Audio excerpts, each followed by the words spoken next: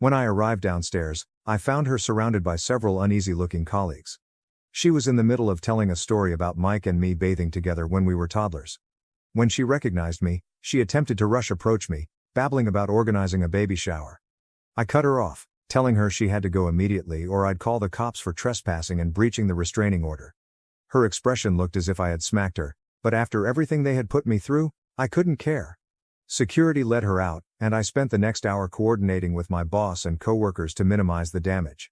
Most of them understood, but I could tell some were concerned about the drama I was bringing into the office.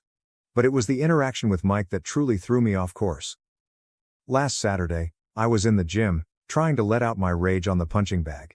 I was so absorbed that I didn't realize someone was approaching until I heard his voice. I looked back, and there was Mike, smirking at me as if he hadn't just broken the restraining order. He began shouting loudly, making sure everyone nearby could hear. I ordered him to go before I contacted the cops, but he laughed and said he was going to tell them I had threatened him and Sarah. That's when I lost it. I struck at him, landing a punch squarely on his jaw. He stumbled back, then pounced at me. We ended up on the floor, trading blows like children again, but this time, there were no parents to separate us, no one instructing me to be the bigger person, and let Mike win.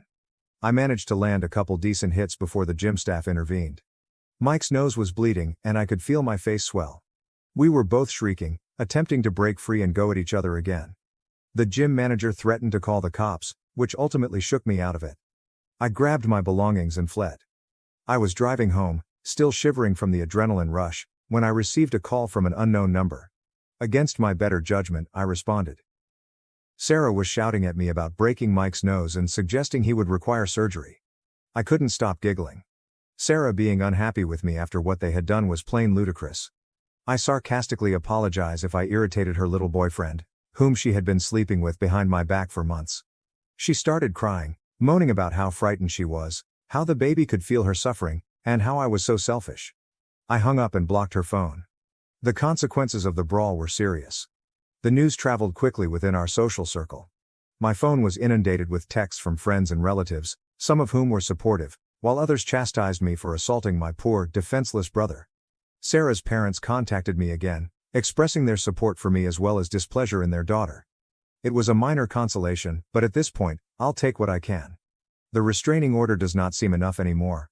Mike has already demonstrated his willingness to violate it, and I am truly afraid about what he may do next.